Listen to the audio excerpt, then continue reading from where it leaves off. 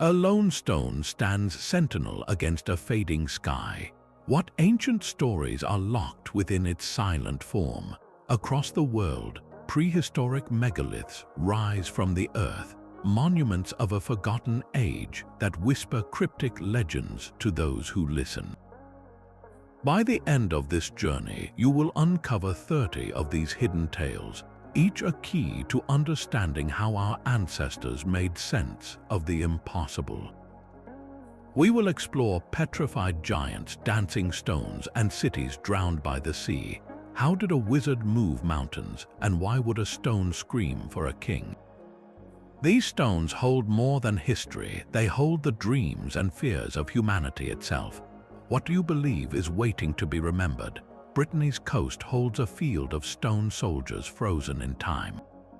Row upon row, thousands of granite menhirs march across the landscape near the village of Carnac, a silent army standing guard for millennia. Local legend tells us exactly who they are. Centuries ago, it was said, a Roman legion pursued the wizard Merlin across this very heath. With a wave of his hand and a powerful incantation, Merlin stopped them in their tracks, turning every soldier and their equipment into solid, unmoving stone. The orderly ranks became the great stone alignments we see today. A petrified battalion forever denied their quarry. It is a perfect story, offering a magical answer to a deeply practical question. How could ordinary people, without giants or gods to help them, possibly arrange over 3,000 massive stones into perfect, parallel rows stretching for miles? The true history is even more compelling. These stones were raised by Neolithic communities around 4,500 years before the Common Era, a time so distant that the Roman Empire would not exist for another 4 millennia. The builders quarried these multi-ton pillars, transported them across difficult terrain, and planted them with astonishing precision, aligning them to celestial events and perhaps to channels of telluric energy flowing through the earth. The legend of Merlin and the Legion does more than explain the stones, it preserves the awe. When faced with a feat that defied contemporary understanding, the human mind reached for a narrative of powerful magic. It transformed an archaeological mystery into a dramatic story of conflict and supernatural punishment, ensuring that even if the how was forgotten, the wonder never faded. Look at an aerial view of Carnac, and you do not just see a prehistoric site, you see a legion caught mid-stride, a monument to the timeless human need to explain the world, one captivating story at a time. Merlin's legend did not end on the coast of Brittany. His most famous architectural feat lies at the heart of England itself. According to the 12th century chronicler Geoffrey of Monmouth, the great wizard was commissioned by King Aurelius Ambrosius, the uncle of the legendary King Arthur, to build a fitting monument to fallen British nobles. Merlin's solution was both ingenious and impossible. He told the king of a magical stone circle in Ireland called the Giant's Dance, which had been constructed by ancient giants who brought the stones from Africa. These stones, Merlin claimed, possessed healing properties.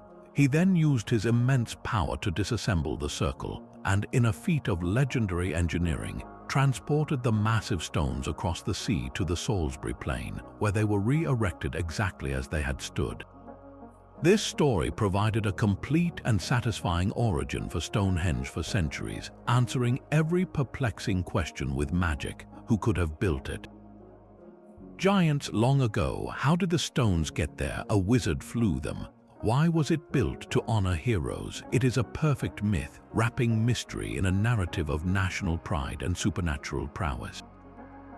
The archaeological truth, however, reveals a different kind of magic, one of human ingenuity and glacial chance. The gigantic sarsen stones that form the iconic outer circle and trilithons do not come from Ireland, nor were they left by giants. They were likely sourced from the Marlborough Downs, about 20 miles to the north.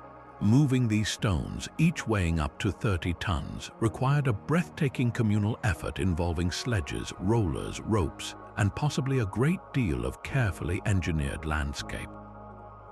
The smaller blue stones in the inner circle tell an even more incredible story, traced all the way to the Preseli Hills in West Wales, over 150 miles away. Their journey, whether by human hand, glacial movement, or a combination of both, remains one of archaeology's great debates. This gap between legend and evidence birthed another layer of folklore, the belief in the stones themselves being alive. Across the British Isles, stories persist of megaliths that possess their own spirit and agency. They are often called the dancing stones, said to come to life at midnight or on certain holy days, detaching from their bases to travel to nearby rivers to drink or to simply dance in hidden valleys before returning at dawn. This was not mere fancy, it was a reflection of a deep-seated, ancient worldview. To our ancestors, the landscape was not inert. Mountains, rivers, forests, and especially these imposing, eternal stones were animate, filled with spirit and presence. The idea that they could move on their own made the observable mystery of their placement more comprehensible. If the stones could dance to a stream at night, then surely they could have walked to Salisbury Plain long ago. The legend of Merlin solves the logistical puzzle, but the folklore of the dancing stone solves the existential one. It transforms a static monument into a living participant in the world, a testament to a time when the boundary between stone and spirit, between earth and story, was beautifully and permanently blurred. This ancient belief in sentient stone finds a different voice across the Irish Sea, where a tomb becomes a conduit for the sun itself. In the rolling green Boyne Valley of Ireland stands Newgrange, a vast, round mound older than Stonehenge and the Great Pyramids of Giza. Built over 5,000 years ago, it is a masterpiece of Neolithic engineering, a passage tomb designed with one breathtaking purpose. Above its entrance lies a small roof box, a precise stone window. Each year, at dawn on the winter solstice, the shortest day of the year, a narrow beam of sunlight pierces this opening. It travels down the 60-foot-long inner passageway, creeping silently across the stone floor until it illuminates the central burial chamber deep within the heart of the mound. For approximately 17 minutes, this dormant space is filled with golden light, a celestial event engineered with staggering accuracy. Outside this sacred mound sits a single, large stone basin curving like a seat. In modern times, it has become known as the wishing chair. A charming legend now whispers that anyone who sits in this stone seat at the precise moment of the solstice sunrise, as the tomb's inner chamber floods with light, will have their deepest wish granted or receive a vision of their future. This is a new story, born from the awe of contemporary visitors, yet it grows from the deepest roots of the place. The proven astronomical alignment of Newgrange reveals a civilization profoundly connected to the cycles of the cosmos. They built not just a tomb, but a precise instrument to capture the rebirth of the sun, to bring light into the realm of the ancestors at the year's darkest point. The modern wishing chair legend is a beautiful, intuitive continuation of that original intent. It transforms the site from an archaeological wonder into a living participant in human hope. Where the ancient engineers sought to harness a cosmic event for spiritual renewal, the modern visitor seeks a personal connection to that same magic. The chair is not mentioned in old Irish myths, but its legend feels true because it honors the essence of the place, blending 5,000-year-old stone with the timeless human yearning for light, for hope, and for a sign that the universe is listening. The power of stone to capture light finds its dark twin in a legend of stone swallowed by the sea. Off the wild coast of Brittany, folklore speaks of a magnificent city now lost beneath the waves, the fabled Wise. It was said to be the most beautiful city in the world, protected from the ocean's fury by a great dike and a single, massive gate. The key to this gate was held by the king, Gradlon. His daughter, the Princess Dahat, lived a life of reckless pleasure, and in one version of the tale, she was tricked by a demon into stealing her father's key. She opened the gate during a terrible storm, and the sea rushed in, drowning the city and all its inhabitants forever. King Gradlon escaped on horseback, some say with the help of a saint, but his daughter perished in the flood, transformed into a Morgan, a siren of the deep who still sings to lure sailors to their doom. This haunting story of divine punishment and lost grandeur is often linked to a very real and imposing stone. Not far from the coast, near the village of Lochmarieca, lies the broken remains of the Grand Menhir. Once it was the largest standing stone ever erected by Neolithic hands, a single colossal pillar of granite stretching over 65 feet into the sky. Today, it lies shattered in 4 enormous pieces. Local tradition sometimes calls it the Menhir of Kaloas and whispers that it is a marker, a lonely remnant of that sunken world, perhaps a piece of the very dike that failed to protect the city of Wise. The archaeological truth of the stone is as dramatic as any legend. It was raised around 4,500 years before the Common Era, an achievement that staggers the mind. Then, millennia later, it fell. The most likely culprit was not a vengeful god, but an earthquake, a natural force powerful enough to topple this ancient giant. Its fallen state, these colossal fragments resting eternally on the earth, directly fuels the mythology. A broken megalith of such scale does not look like something humans could have simply knocked over. It looks like a monument to a cataclysm, a marker of a world that ended. The legend of Wise gives that cataclysm a name, a story, and a moral. The fallen men here becomes a tangible piece of evidence for a sunken civilization, a physical anchor for a collective memory of loss. Whether it was the sea claiming a sinful city or the earth shaking a stone to its core, the result is the same, a landscape that bears the scars of a great and ancient fall. The stone does not just mark a place, it embodies the event itself, a silent witness that invites us to ask, what other worlds lie broken just beneath the surface of our own? The silence of fallen stones gives way to a story frozen in mid-action. On the ancient boundary between Oxfordshire and Warwickshire in England, the rollright stones do not stand in orderly rows but in scattered, dramatic groups, as if caught in a moment of profound transformation. Here, 3 distinct formations tell one unified and chilling tale. A solitary, weathered monolith known as the King's Stone stands apart, looking toward a small circle of stones called the King's Men. Further off, a cluster huddled together forms the Whispering Knights. According to local legend, they were once a living, ambitious king and his entire retinue. The king, leading his army to conquer all of England, marched onto this ridge. There he met a local witch who challenged him with a riddle. She said, "If Long Compton thou canst see, King of England thou shalt be." The king took 7 long strides forward, but a mound of earth, some say raised by the witch's magic, blocked his view of the village in the valley. The witch then pronounced her curse, declaring, "As Long Compton thou canst not see, King of England thou shalt not be. Rise up, stick, and stand still, stone, for King of England thou shalt be none.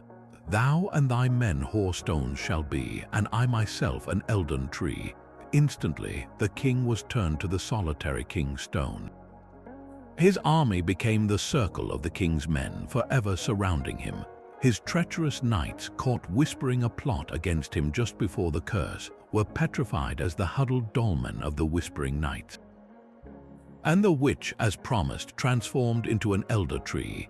This is not a passive monument, but a narrative landscape. Each stone has a character, a role in a drama interrupted by magic.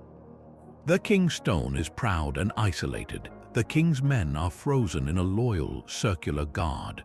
The Whispering Knights are forever locked in their secret conspiracy. The legend gives the stone's intention and history, answering the simple human question of why they are arranged in this peculiar, evocative way. But the story did not end with the curse. Folklore insists that at midnight the stones return to life. The King's Stone is said to bow its head. The king's men break their circle and go down the hill to a nearby stream to drink. And the Whispering Knights resume their furtive conversation. This belief that the stones are merely sleeping by day and moving by night completes the personification. It takes the logical next step, suggesting the witch's power has limits, that the petrification is a nightly suspension, not a permanent end. It makes the stones participants in the ongoing life of the landscape, not relics of a dead past. They become neighbors with schedules, creatures of habit, bound by a curse but not devoid of their own needs and rituals. This deep need to see the stones as characters, to embed them in a story of ambition, betrayal, and supernatural justice, transforms a collection of Neolithic burial markers and ceremonial sites into a timeless stage. We are not looking at geology or archaeology alone. We are witnessing the final, fateful moment of a king who dared too much, and the enduring echo of the witch's words that still seem to hang in the air around them. On the windswept Isle of Lewis, the stones do not whisper of kings or witches, but of stubborn faith and cosmic alignment. The Callanish stones rise from the peat like a petrified cathedral, their dark, nice pillars arranged in a rough cross with a central circle and a long avenue leading north. Here, the local legend is one of holy confrontation. It is said that long ago giants roamed this land. When Saint Kieran, an early Irish missionary, came to bring Christianity to the Hebrides, these giants refused to abandon their old gods. As punishment for their defiance, the saint turned them all to stone where they stood, creating the haunting formations we see today. It is a straightforward moral tale, a common folklore template where the new religion asserts its power over the pagan past by literally freezing it in place.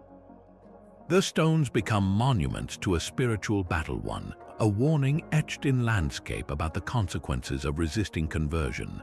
Yet the stones themselves tell a far older, more intricate story.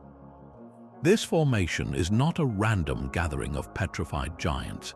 It is a meticulously designed observatory built around 3,000 years before the Common Era. Its unique cruciform shape aligns with the cardinal directions, but its most breathtaking feature is celestial. Every 18.6 years, the moon reaches a point in its complex cycle known as a major lunar standstill. At this time, from the center of the Callanish circle, an observer would see the full moon skim dramatically low along the southern horizon, appearing to roll behind the distant hills and then, thrillingly, rise again between the stones of the southern avenue as if reborn. This is not a simple alignment with sunrise or sunset. It is a sophisticated, long-cycle observation that required generations of precise knowledge to track and commemorate. The legend of Saint Kieran and the giants reduces this profound astronomical achievement to a simple fable of sin and punishment. But in doing so, it performs a vital cultural function. It provides a reason for the inexplicable, grafting the new world of saints onto the ancient, mysterious bones of the old world. The complex Neolithic cosmology, which saw the moon's cyclical dance as a sacred heartbeat of time, is forgotten. In its place, a story that explains why these massive stones are here and who, in the moral universe of the tellers, they truly represent. The giants are not just beings, they are a metaphor for the stubborn, pre-Christian past, forever immobilized by the touch of a saint. Yet when the moon dips to its lowest point in its 18-year journey, illuminating the ancient avenues, one can almost feel the older truth stirring beneath the peat. The stones were not placed to mark a defeat, but to celebrate a cosmic rhythm, a silent conversation with the sky that long predates any saint, and perhaps in its own way is just as holy. 3 immense stones pierce the sky near Boroughbridge, standing in a loose line that stretches over 200 yards. These are the Devil's Arrows, 3 of the tallest and most finely worked monoliths in Britain, each a pillar of millstone grit rising over 20 feet high. The local legend is as straightforward as it is dramatic. It is said the devil, enraged by the growing piety of the nearby town of Aldborough, stood upon a mound called How Hill and hurled these massive stones as arrows, shouting, "There goes Boroughbridge." But his aim was poor, or perhaps divine intervention steered them aside, for they fell harmlessly here, missing their target and embedding themselves in the earth where they have stood ever since. It is a classic tale, transforming an inexplicable feat of engineering into an act of supernatural malice narrowly averted. The sheer physicality of the stones demands such a story. How could humans have quarried, shaped, and erected such colossal pillars? The answer, the legend implies, is that they could not. Only a being of immense malevolent power could be responsible. The name Devil's Arrow is not unique. Similar tales attached to other lone stones across Europe, a ready-made explanation for any monument that seemed beyond mortal capability.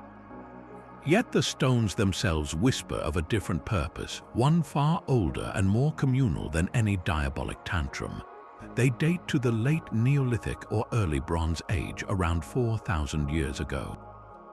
Originally, there may have been as many as 5 stones in the alignment.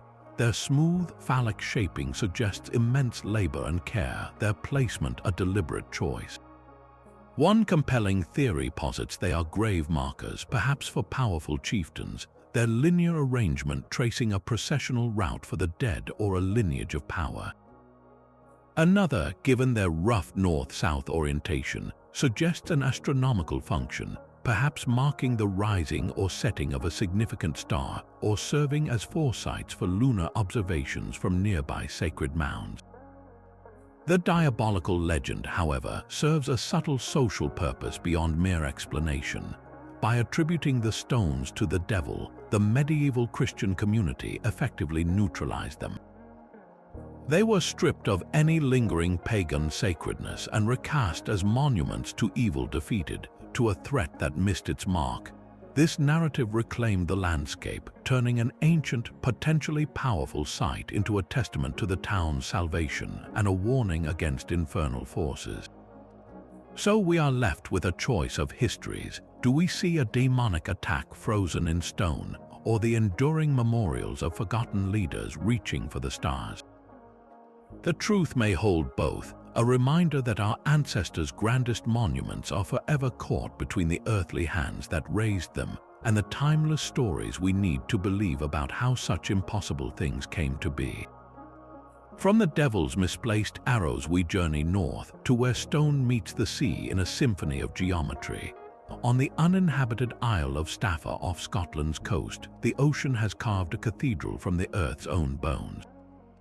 Fingal's Cave is a staggering sight, its entrance a perfect Gothic arch framed by countless hexagonal columns of black basalt, rising like a pipe organ built for a titan. Step inside on a day when the swell is right, and the cave does not merely echo, it sings. The rush and suck of waves through the stone colonnades creates a haunting, resonant melody, a low harmonic hum that seems to emanate from the rock itself. To ancient ears, this was not random acoustics, it was the voice of the place, a clear sign of otherworldly presence.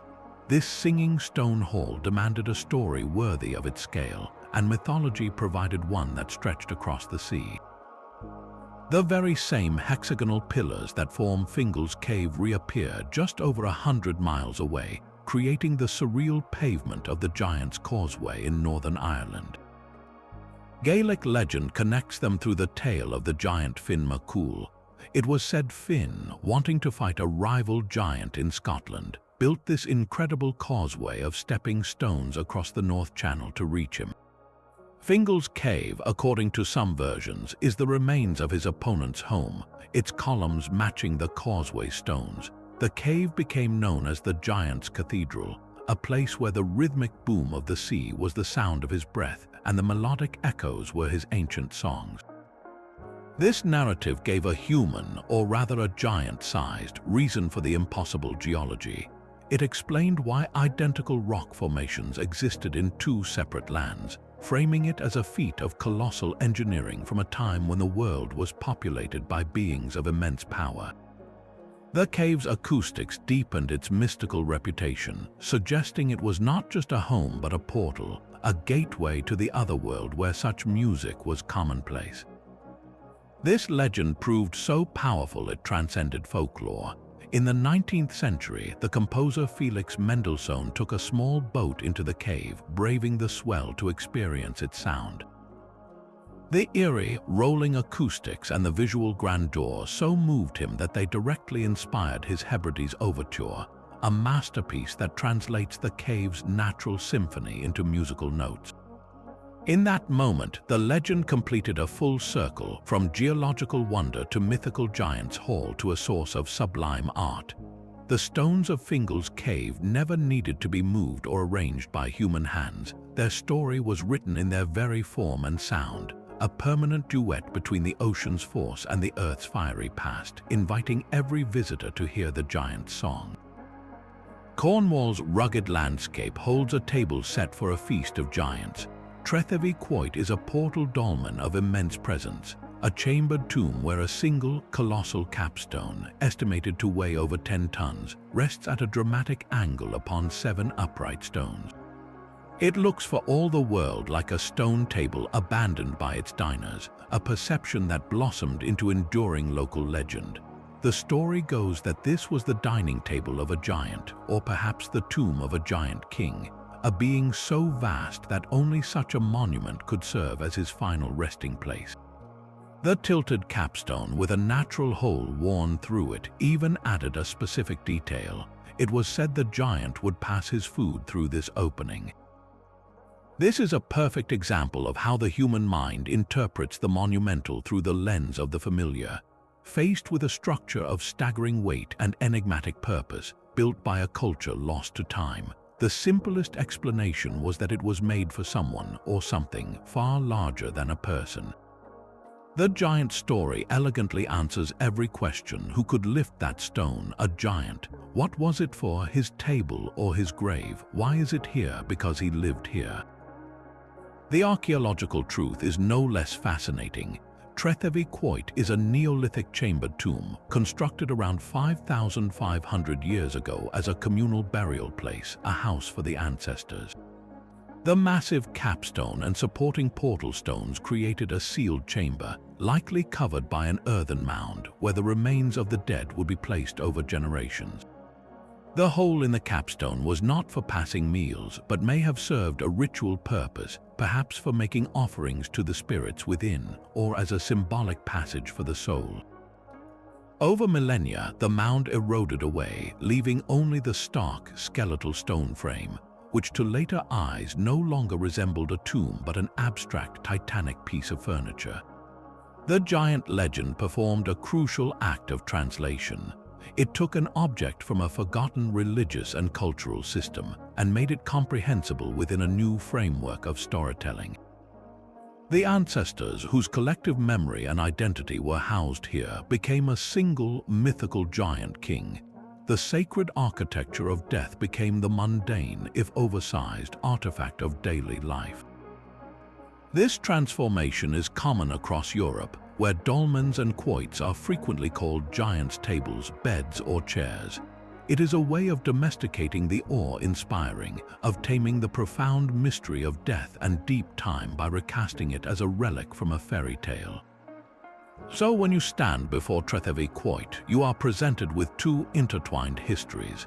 You see the sophisticated engineering of a Neolithic community honoring their dead, and you hear the echo of a later people gazing at the same stones, weaving a tale of giants to explain the impossible weight of the past resting upon the present. The Giant's Table in Cornwall is a monument to human engineering, but sometimes nature herself carves forms that defy belief.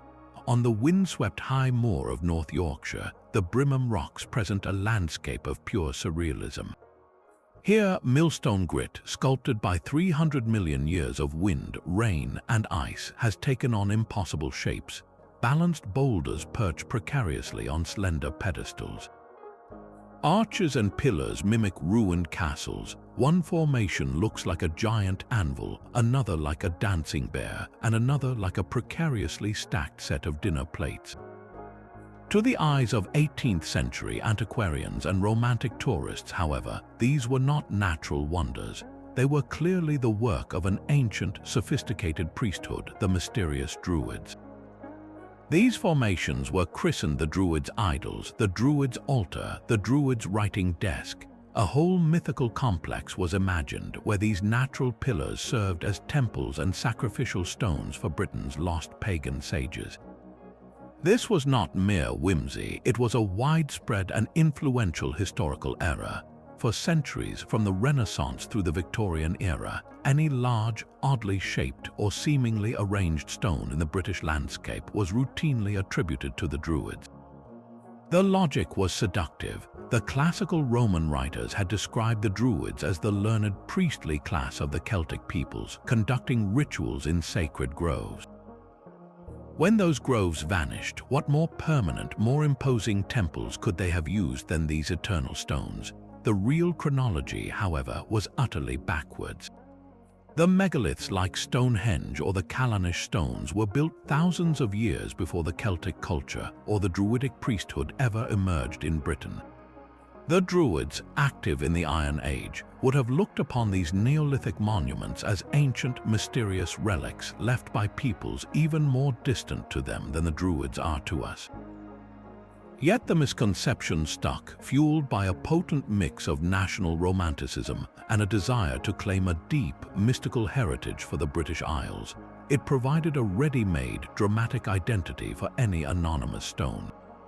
At Brimham Moor, this meant every wind-carved niche was interpreted as a druidical chair, every balanced rock became an idol placed by priestly hands, and the entire area was mapped not as geology but as a sacred precinct.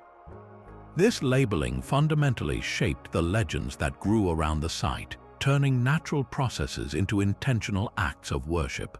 The persistence of the Druid myth reveals a profound human tendency. When faced with the awe-inspiring and unexplained, we will always reach for the most compelling story available, even if it belongs to the wrong chapter of history.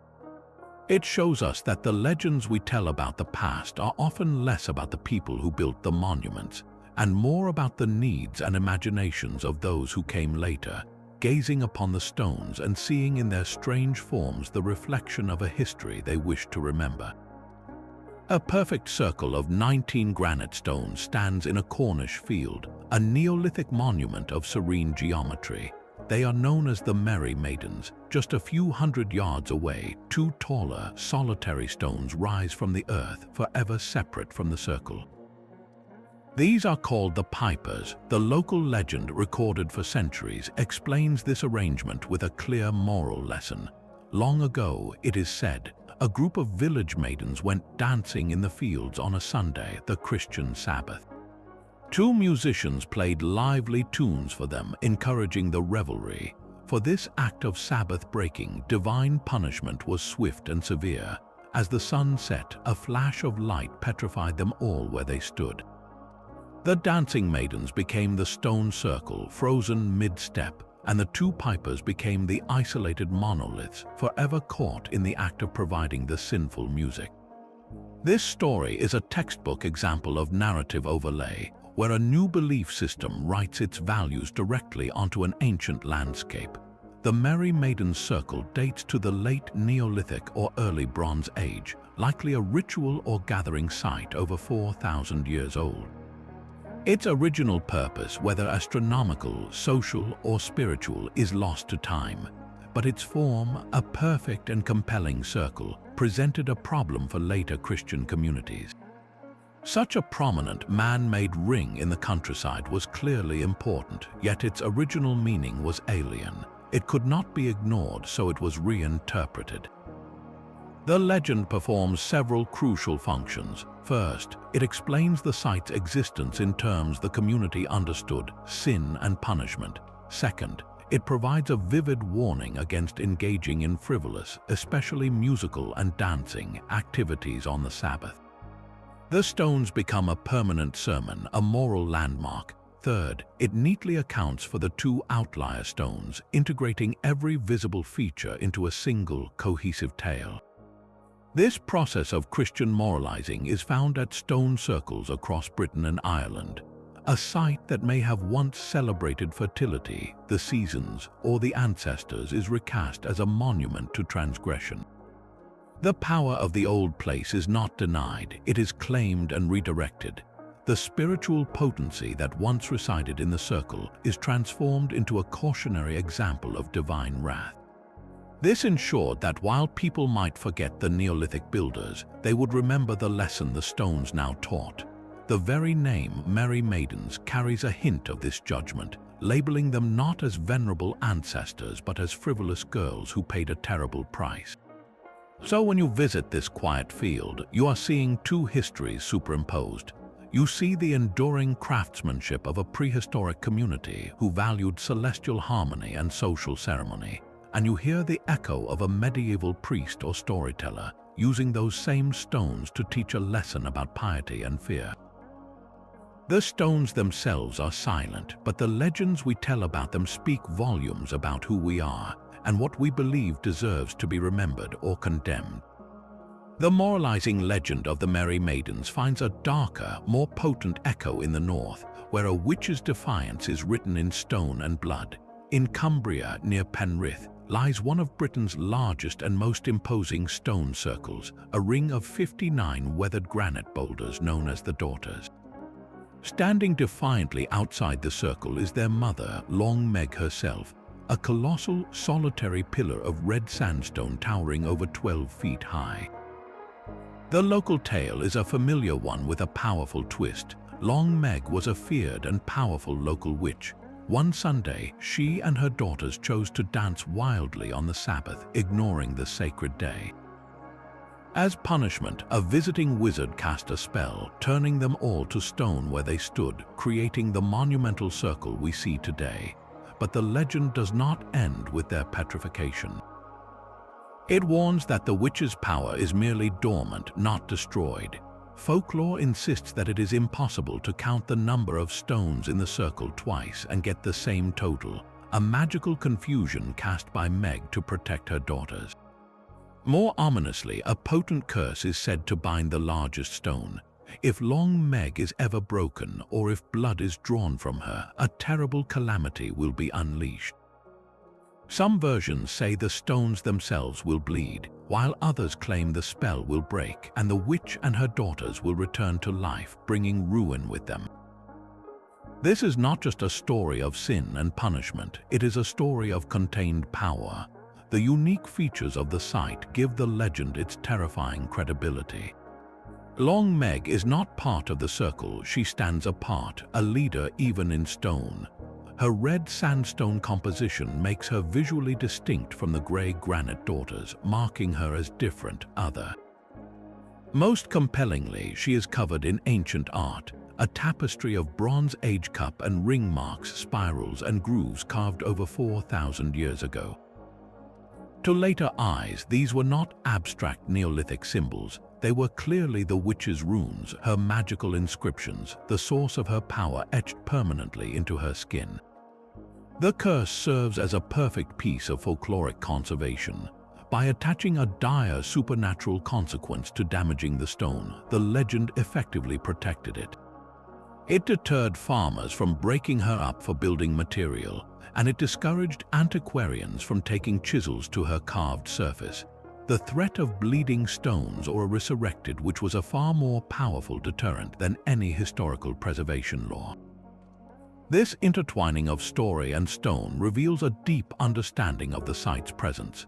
The sheer scale of the circle, the commanding isolation of Long Meg, the mysterious ancient carvings, all suggested a latent, formidable energy. The legend gives that energy a name, a history, and a warning. Long Meg is not a passive monument, she is a sleeping giant, a coiled power held in check only by the integrity of the stone. It asks us to consider what other ancient powers we walk among, quietly contained within forms we barely understand, waiting for a single, careless act to wake them. Far to the north, where the sea wind carves the land into stark shapes, lies a tomb unlike any other. On the remote Orkney island of Hoy, the dwarfy stane is not a structure built from many stones, but a single, colossal block of Devonian sandstone hollowed out by human hands. From the outside, it looks like a massive, weathered boulder. Step inside through the low, rectangular entrance, however, and you enter two small, carved chambers, a main cell with a bench-like bed and a smaller side chamber, all meticulously chiseled from the living rock. This is a rock-cut tomb, a feat of patient, subtractive engineering from over 5,000 years ago. The Neolithic builders did not erect this stone, they conquered it, painstakingly pecking and grinding away its heart to create a house for the dead using nothing but stone hammers and bone or antler picks. The sheer, monotonous labor involved is almost incomprehensible, a project that would have consumed countless days, demanding a powerful motivation to create such a permanent, intimate space within the earth itself. Centuries later, Norse settlers arrived on these shores, bringing with them a rich tapestry of myths populated by giants, elves, and dwarves. Confronted by this inexplicable stone house, they did not see a tomb. They saw a home, and they knew exactly who could live in such a place. The legend they wove declared the dwarfy stane to be the dwelling of a dwarf, a being of the earth skilled in stonecraft and magic. In some versions, it was a troll's abode. The small size of the chambers, so clearly not built for human comfort, perfectly fit the scale of these mythical beings. The Norse story provided a complete and logical explanation for an artifact that made no sense within their own cultural framework. Who would carve a home from a single rock? A dwarf, a creature born of stone. Why is it so small? Because dwarves are small. How was it done? With the hidden, magical craftsmanship dwarves were famed for. This legend is a profound act of cultural translation.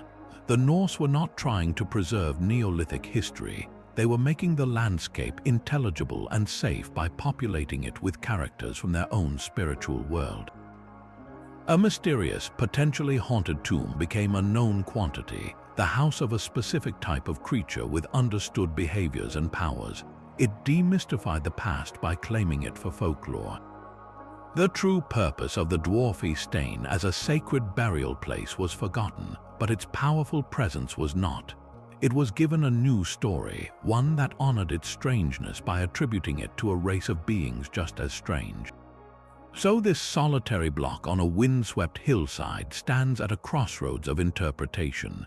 We see the breathtaking patience of prehistoric artisans, while the echoes of Norse skalds tell us of a dwarf who once lived here. Both are testaments to the human need to look at a hole in a stone and see not just an empty space, but a story waiting to be filled. The dwarf's house carved from living rock speaks of a deep, intimate connection to the earth, but other stones reach not inward but upward toward the sky itself. In the rolling hills of County Donegal, Ireland, the Beltany stone circle crowns a hilltop with a presence that feels less like a monument and more like a waiting congregation. 64 weathered stones, some over 6 feet tall, stand in a wide ring, their arrangement imperfect, organic, as if gathered for a silent meeting. This place carries its legend in its very name, Beltany, derived from the ancient Celtic fire festival of Beltane, celebrated on May 1st to mark the beginning of summer and the triumph of light and fertility. While the circle itself is Neolithic, built around 2,000 years before Celtic culture arrived in Ireland, the persistent local legends insist this was a place of druidic ritual and, most importantly, of profound sun worship.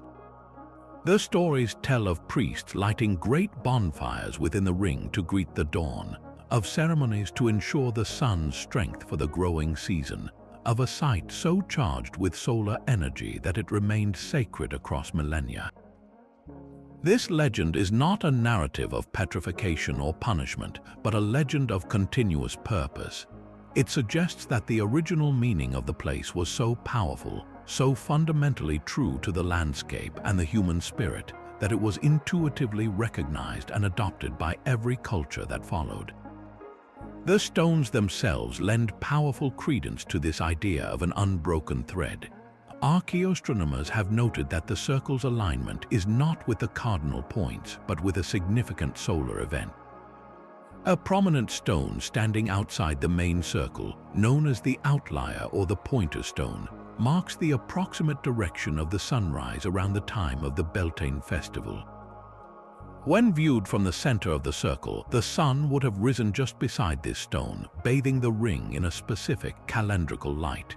This was not a precise, laser-like alignment like Newgrange, but a broader, seasonal one, a hilltop calibrated to catch the sun's return to strength. The Neolithic builders raised these stones to track and celebrate a celestial turning point. Centuries later, the Iron Age Celts arrived with their own festival of Beltane, their own druidic priests, and their own reverence for the life-giving sun. They came upon this hilltop ring already ancient, already aligned with the dawn of their most important spring festival.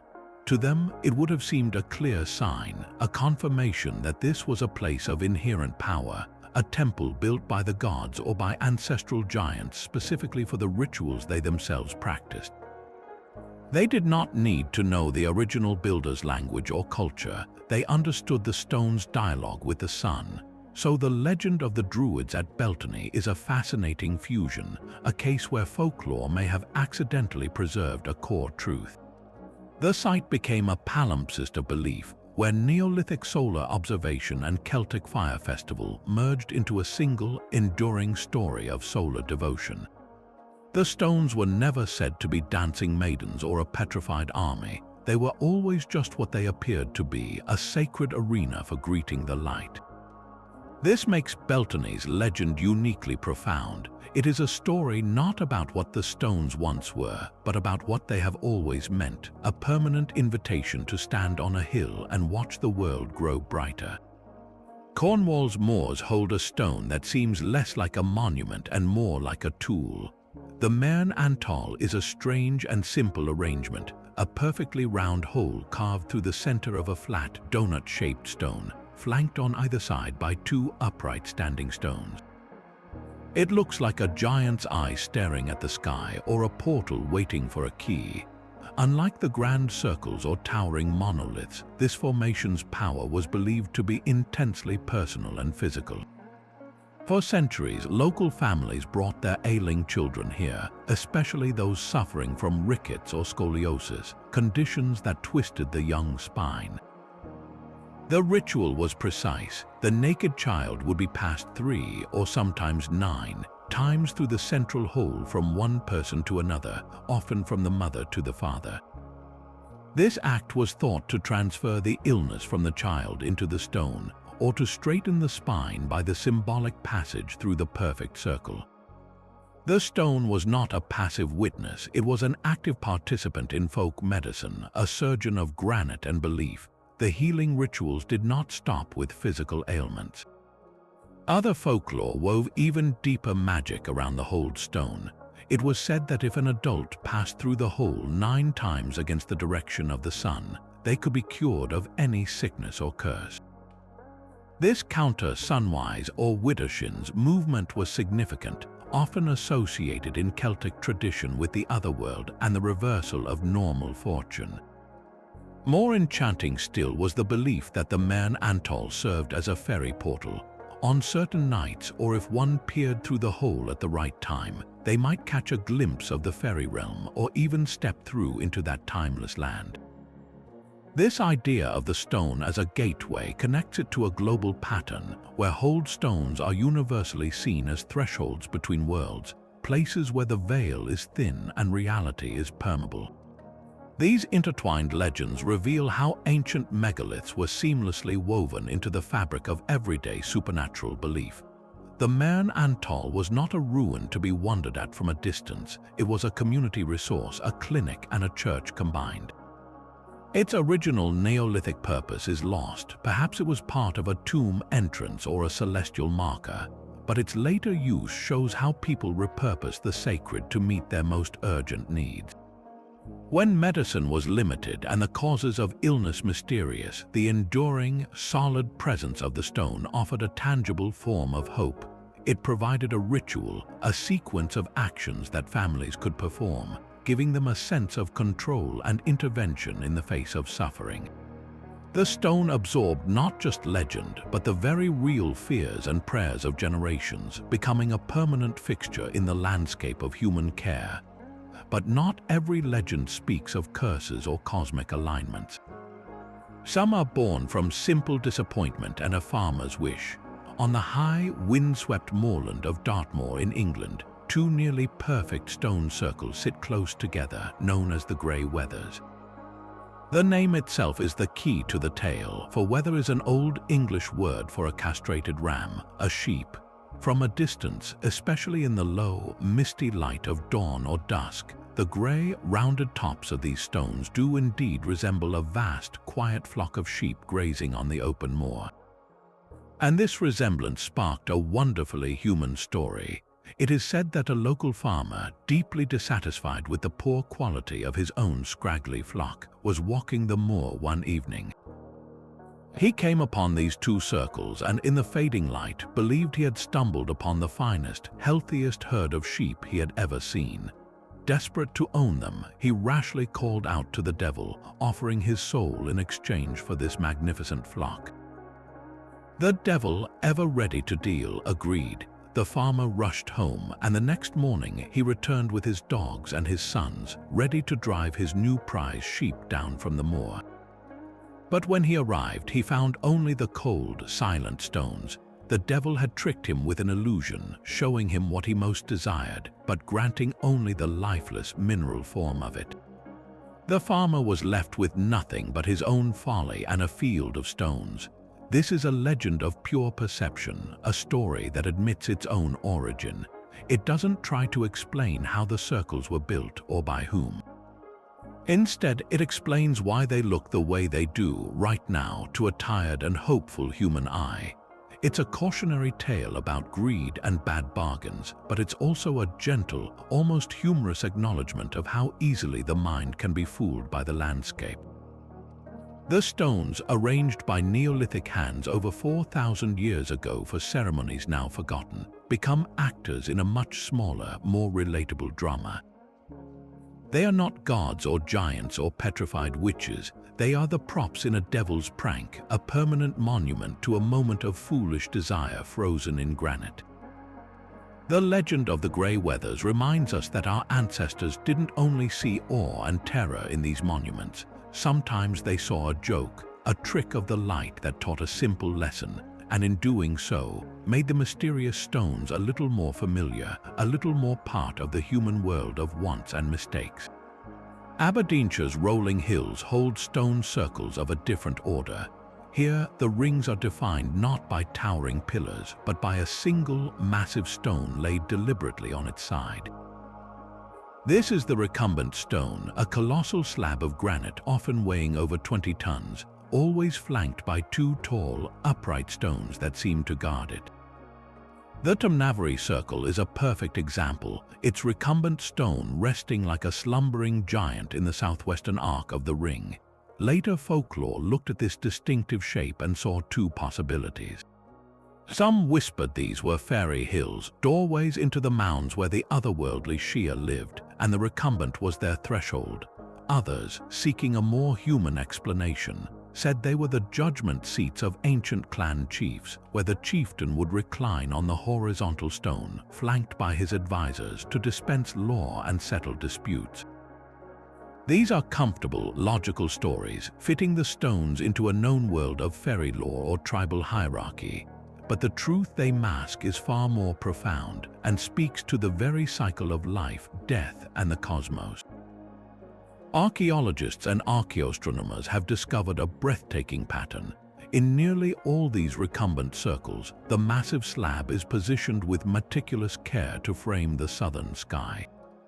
Its flat top creates a perfect artificial horizon, and for what purpose? To capture the moon. Specifically, the recumbent stone aligns with the point where the moon, at the peak of its 18.6-year cycle, would appear to skim along this stone horizon or even set directly between the two flanking uprights. This was not a casual observation, it was a precise, generational tracking of the lunar standstill, a celestial event of immense symbolic power. The area inside the circle reveals the second, darker layer of its purpose. Excavations at sites like Tomnavary show the interior was not a place for the living to gather, but a carefully constructed platform for the dead. The ground is often paved with stone chips and quartz, and evidence points to a practice known as excavation. Here, bodies would be laid out within the sacred ring, exposed to the elements and to carrion birds, a process of defleshing that released the spirit from its earthly shell. The bones, once clean, would then be collected for burial or placed in nearby cairns, so the circle served a dual, intertwined function.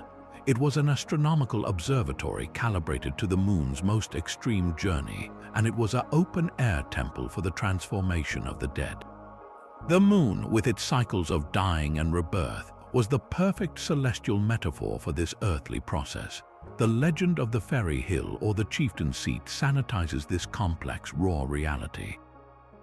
It turns a place of cosmic observation and physical mortality into a site of political power or magical whimsy. But perhaps the old stories still brush against a deeper truth. Calling it a fairy hill acknowledges the site as a liminal space, a gateway between worlds, which is exactly what it was. A threshold where the human body returned to the elements and the community looked to the moon to understand the mysteries of time and renewal. The recumbent stone was not a seat for a chief, but an altar for the moon itself, and a stage for the final, silent journey every one of us must take. On the rugged cliffs of Cornwall, where the land meets the endless sea, a different kind of giant sleeps. The Carnac's barrow is a chambered tomb, its stone heart hidden beneath a grassy mound, a silent sentinel overlooking the ocean. Here, the legend is not of a living giant, but of a fallen one. This, the story goes, is the grave of a giant slain by a local hero. In a classic tale of good triumphing over monstrous chaos, the hero tracked the giant to this very spot, engaged him in a fierce battle, and finally struck him down, burying him beneath this great heap of earth and stone as a permanent marker of the victory. It is a satisfying foundational myth, explaining the existence of the large man-made mound by attributing it to the burial of a being whose size matched the scale of the monument. This is not a unique story. From the Giant's Causeway in Ireland to the Watton Stones of Germany, across continents and cultures, one of the most persistent explanations for megaliths is that they are the work or the very bodies of giants. Why does this motif echo so universally? On one level, it is a perfectly logical piece of folk reasoning. Confronted with stones that weigh tens of tons, arranged in patterns that seem to defy human labor, the simplest conclusion is that they were moved by beings of proportionate strength. The giant story elegantly closes the technological gap. It answers the how with a who, transforming an archaeological puzzle into a character-driven drama. But this explanation may touch on something deeper than engineering. These legends could be a kind of folk memory, a collective echo from a time when people felt profoundly small. They felt small against the raw, untamed power of the natural world, and they felt small in the shadow of monuments built by their own ancestors, whose techniques and motivations had been lost to time. The stones were giants in the landscape, and so the minds of later generations populated that landscape with giants to match them. There is another, more haunting possibility. Oral histories can stretch back thousands of years, preserving kernels of truth within layers of myth. Could the giant legends be a distorted recollection of actual people? Perhaps very tall individuals, chieftains or revered ancestors, whose physical stature became exaggerated over countless retellings. Their graves, marked by large stones, would naturally become known as the graves of giants. The tomb becomes proof of the story, and the story gives meaning to the tomb. So at Carnac we stand at a crossroads of memory. We see a Neolithic communal tomb, a house for the ancestors built with immense effort. And we hear a Bronze Age or Iron Age legend of a hero and a monster, a tale that claims that mound for a new kind of history, one of battle and territory and clear moral victory. The giant in the ground is more than a fairy tale monster. He is a symbol of the immense and often frightening past, a past that had to be conquered, literally buried, so that the present could feel safe and explained. Every massive stone said to be thrown by a giant, every long barrow called a giant's grave, is a testament to that ancient human need to measure ourselves against the works of the past and to tell a story where we or our heroes ultimately stand tall. Northumberland's gentle hills hold a circle of stone that feels less like a monument and more like a family caught in a moment of quiet conversation.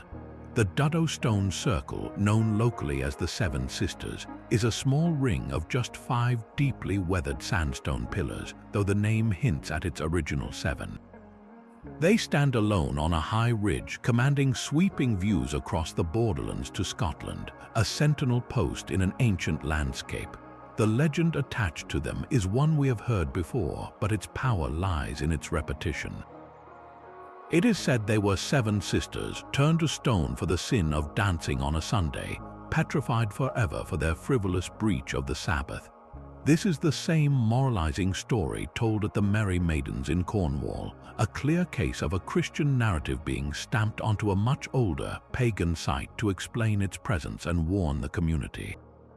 Yet at Duddow, the story feels uniquely intimate. The stones are not towering giants, they are human in scale, worn by millennia of wind and rain into soft, organic shapes that resemble cloaked figures or sisters huddled against the chill.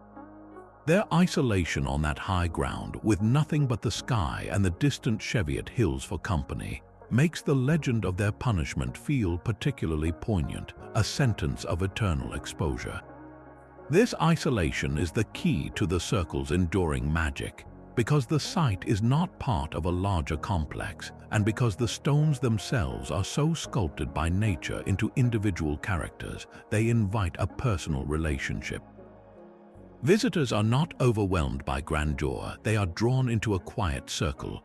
Without a grand, unifying myth from antiquity, people are free to project their own stories onto the stones.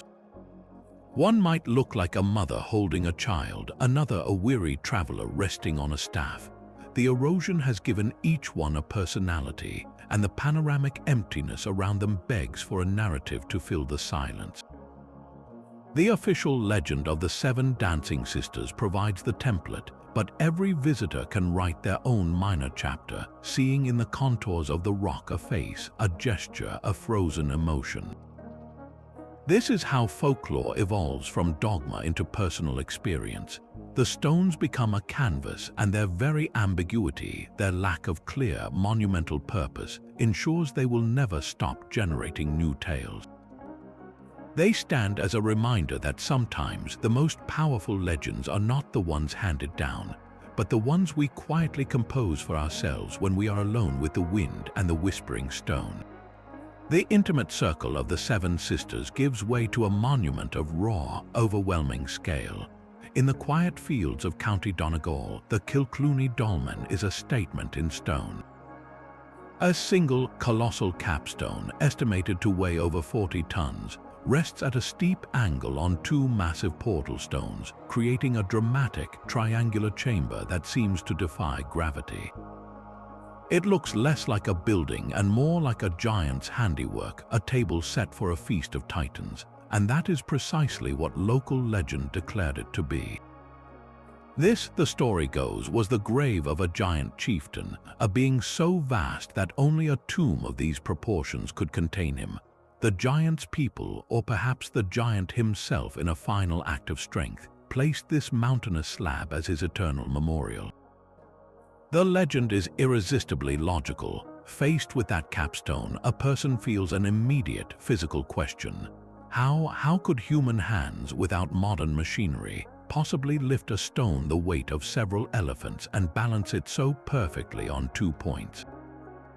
The giant story provides the perfect, elegant answer. It closes the technological gap with a character.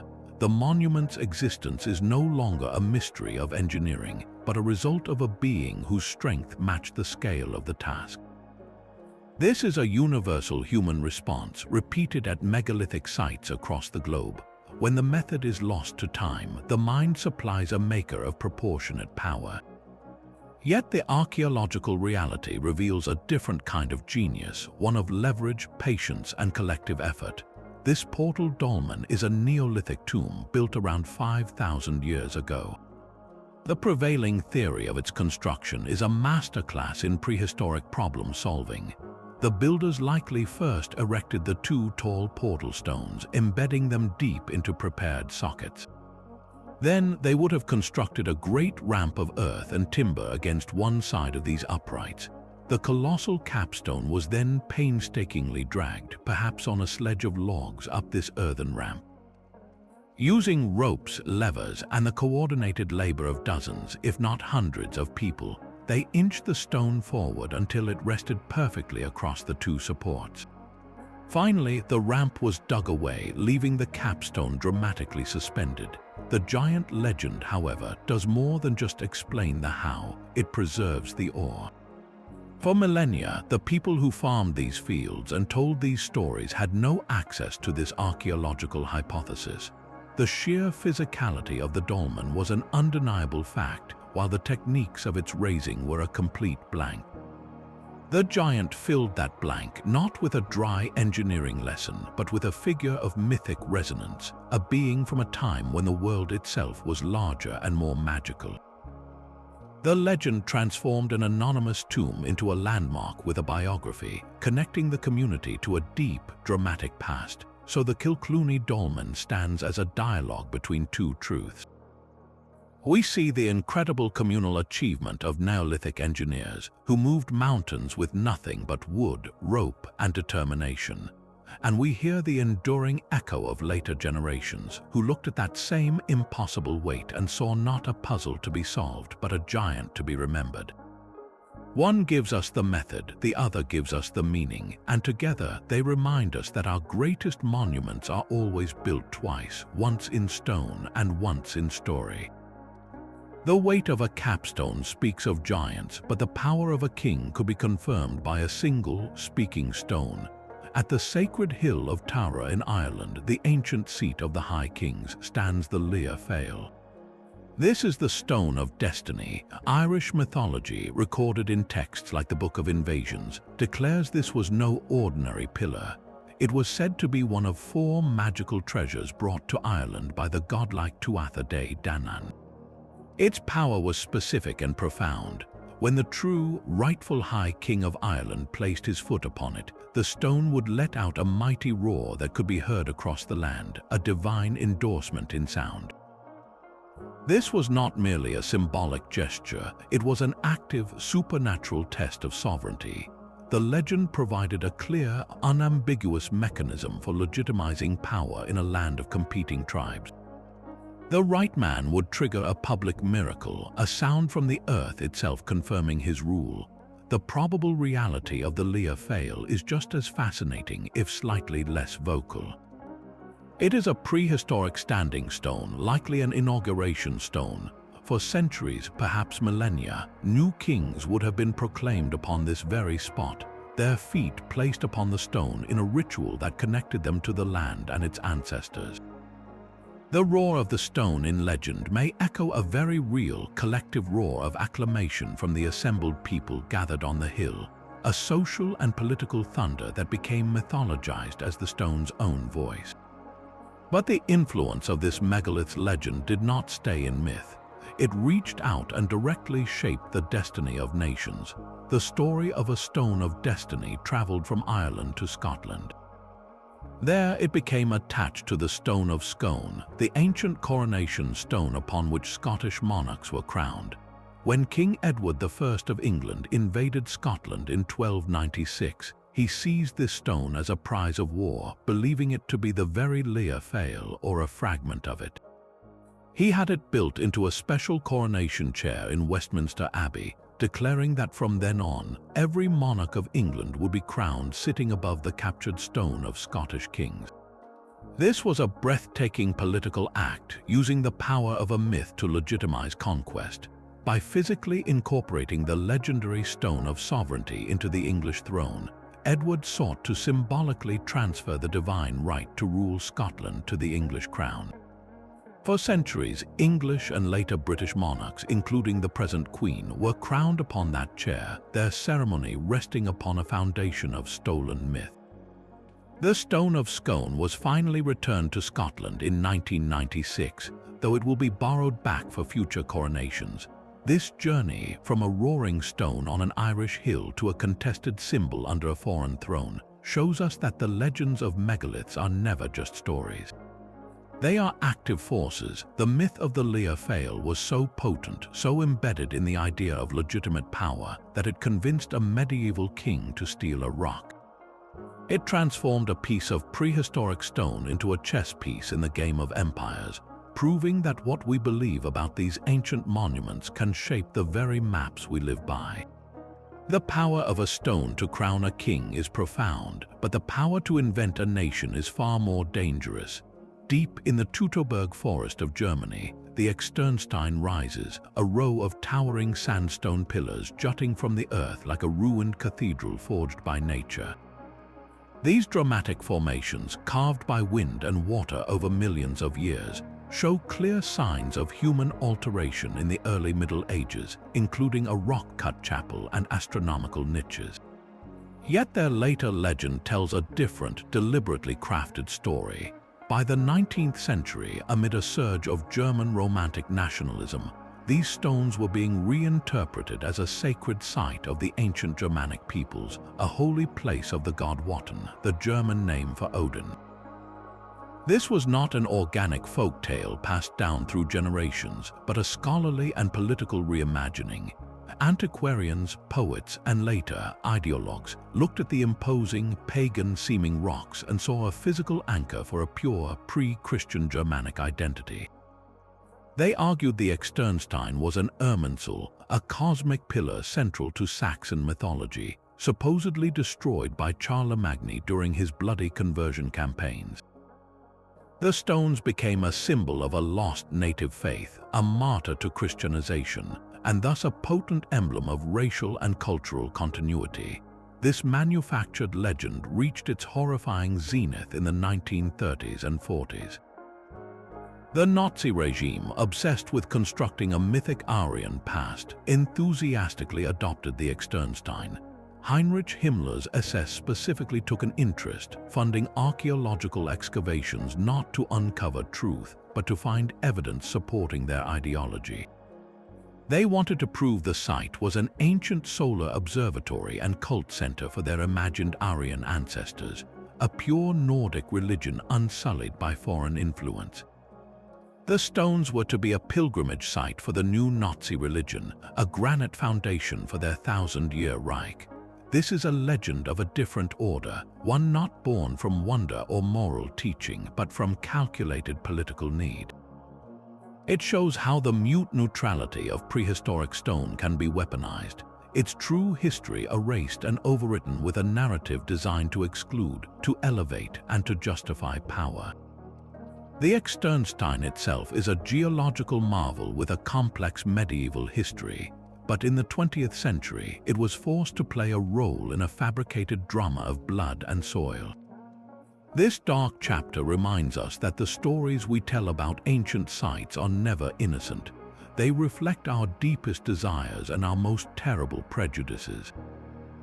When we look at a megalith, we see not only what was, but what we desperately want to believe about who we are and who we think we should have been.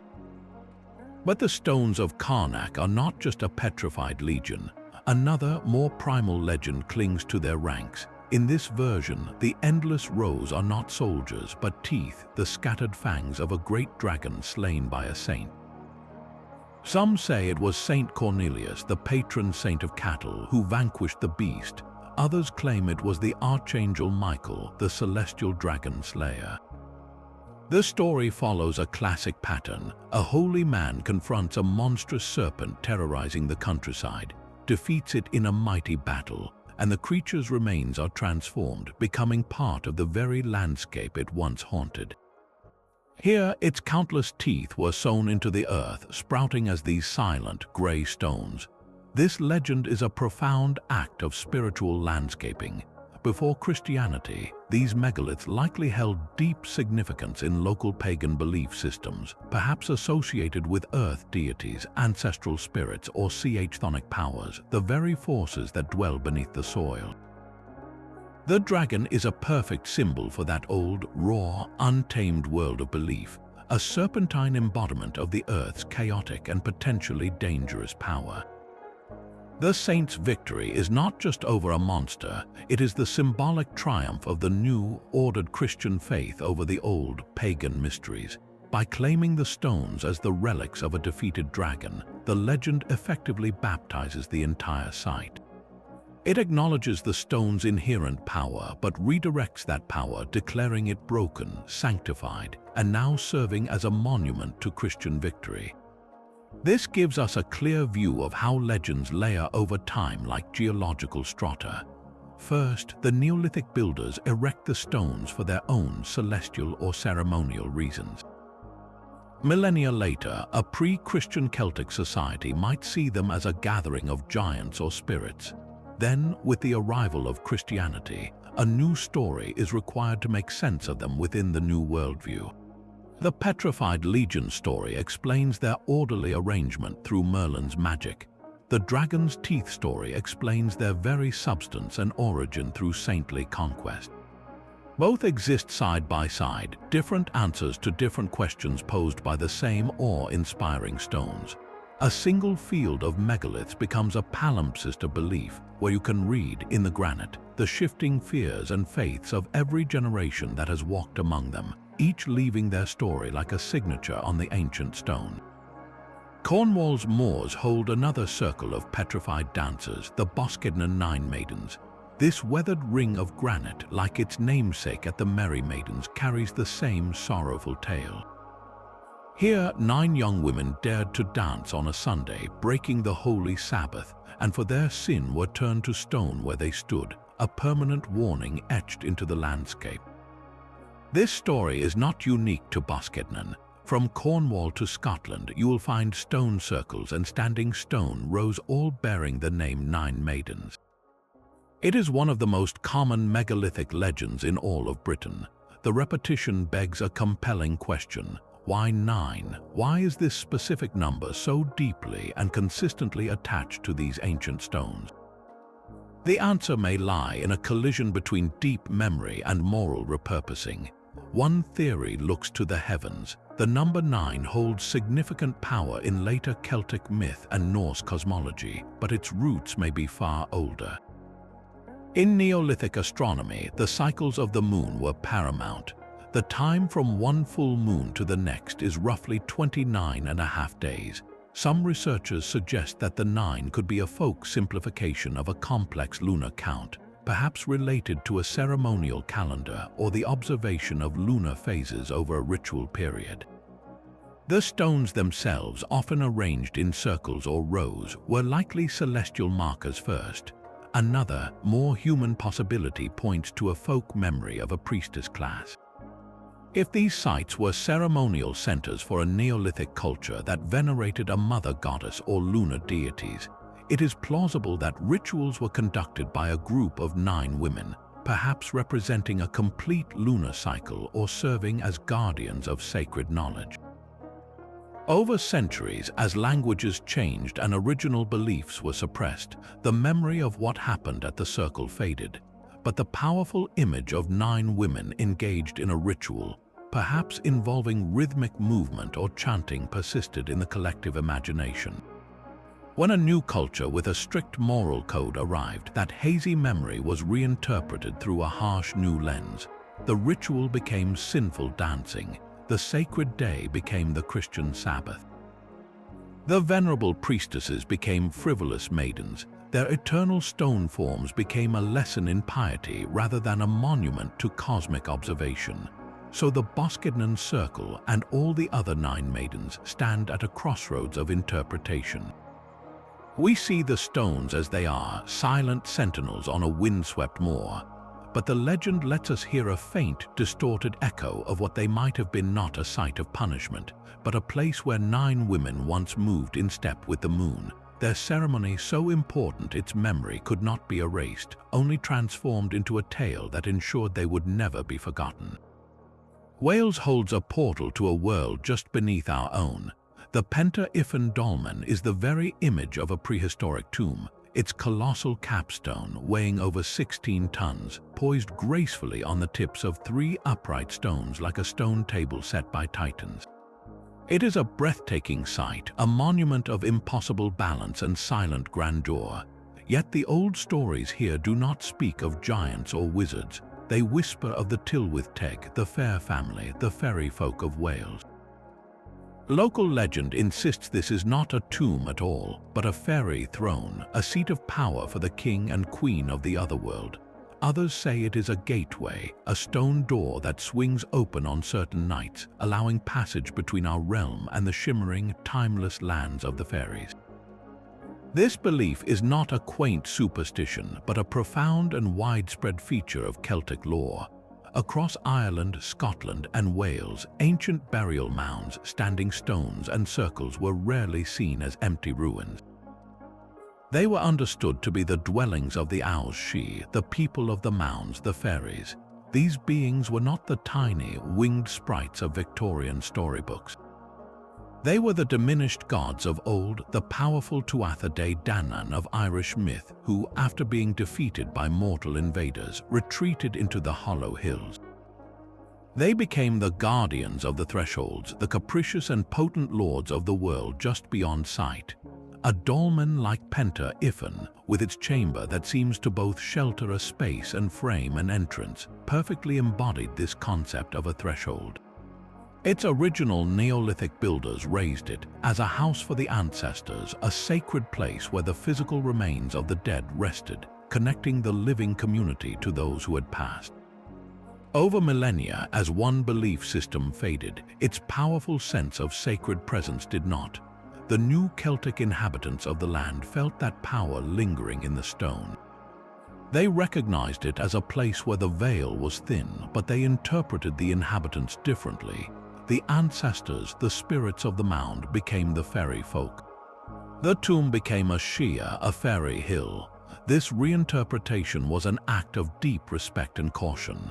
It acknowledged the site's inherent power while populating it with beings whose rules could be understood and with proper etiquette negotiated with. Leaving offerings of milk or bread at such stones or avoiding building on fairy paths were ways to live respectfully alongside these eternal neighbors. So when you look at Penta Ifan, you are seeing a masterpiece of Neolithic engineering, a tomb that has stood for 5,000 years.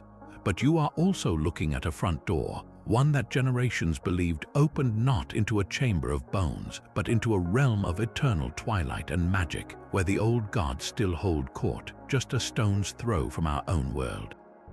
The Fairy Door in Wales is a threshold to the unseen, but in the far north, a stone circle crowns an archipelago like a titanic crown. On the main island of Orkney, the Ring of Brodgar rises from a narrow isthmus between 2 glittering locks, a perfect circle of majesty carved by sea and sky. 27 of an original 60 massive stones still stand, some over 15 feet tall, forming a ring 340 feet across, one of the largest and most finely made stone circles in all of Britain. This is not an isolated monument, it is the stunning centerpiece of a vast ritual landscape, surrounded by burial mounds and standing stones that turn this entire peninsula into a sacred precinct. When Norse settlers arrived here over 1,000 years ago, they found this colossal stone crown already ancient, built by a people who had vanished millennia before. The scale was incomprehensible, the purpose utterly alien, and so they told a story. They said this was a place where the trolls, the giant, earth-dwelling beings of their own mythology, would come to play. The great stones in this telling were not raised by human hands, but were the playing pieces in a game of skill and strength between these colossal creatures, left behind on the board at the end of their game. Another Norse tale, seeking a more solemn explanation, whispered that this was a temple built for the sun god Balder, the most beautiful and beloved of the Aesir, whose death brought winter to the world. The circle catching the low Orkney sun seemed a fitting monument to light and loss. These legends are beautiful attempts at translation. The troll's story directly addresses the sheer physical impossibility of the site. How could men move such stones? They could not, so giants must have done it for sport. The temple to Balder acknowledges the clear, intentional sacredness of the place, grafting it onto the Norse pantheon to claim its power for their own gods. Yet the truth the stones guard is even more profound. The Ring of Brodgar is a Neolithic henge monument constructed around 4,500 years ago. The circle is surrounded by a deep, rock-cut ditch with two ceremonial entrance causeways breaching it. This was not a settlement or a fortress, but a theater for ceremony, likely used for gatherings that drew people from across the islands for generations. Its construction was an act of staggering communal effort, each stone quarried from different sites across Orkney, transported, shaped, and erected with a precision that speaks of shared belief and sophisticated engineering. It sits at the heart of a ritual complex that includes the towering comet stone, the enigmatic ness of Brodgar settlement, and the chambered tombs of Misho. This was a landscape designed for the dead, the ancestors, and the cosmos. The Norse troll legend, then, is a poignant cultural moment. It is the sound of a pragmatic, seafaring people encountering a mystery they could not solve with axe or ship. They saw the work of giants because only giants could explain the evidence before their eyes. In doing so, they preserved the essential awe of the place, wrapping the unknowable in a narrative that made the stones familiar characters in their own mythological world. The stones became part of their story, even if the original story was forever lost. So today, when you walk the path inside the Ring of Brodgar, you walk in two worlds. You feel the immense, silent gravity of a prehistoric ceremonial space, a place where the horizon is a ring of stone and the sky feels vast and close. And if you listen to the wind rushing through the gaps in the circle, you might just hear the echo of a troll's laughter or the faint memory of a prayer to a sun god who never knew his name was spoken here. The Ring of Brodgar's stone crown stands as a monument to scale, but the world's largest stone circle does not stand alone. It is woven into a landscape of myth.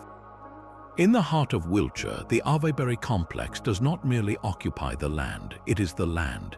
Here, a vast henge, a deep ditch, and an outer stone circle so enormous it embraces an entire village within its grasp, are connected to other monuments by long, parallel lines of standing stones.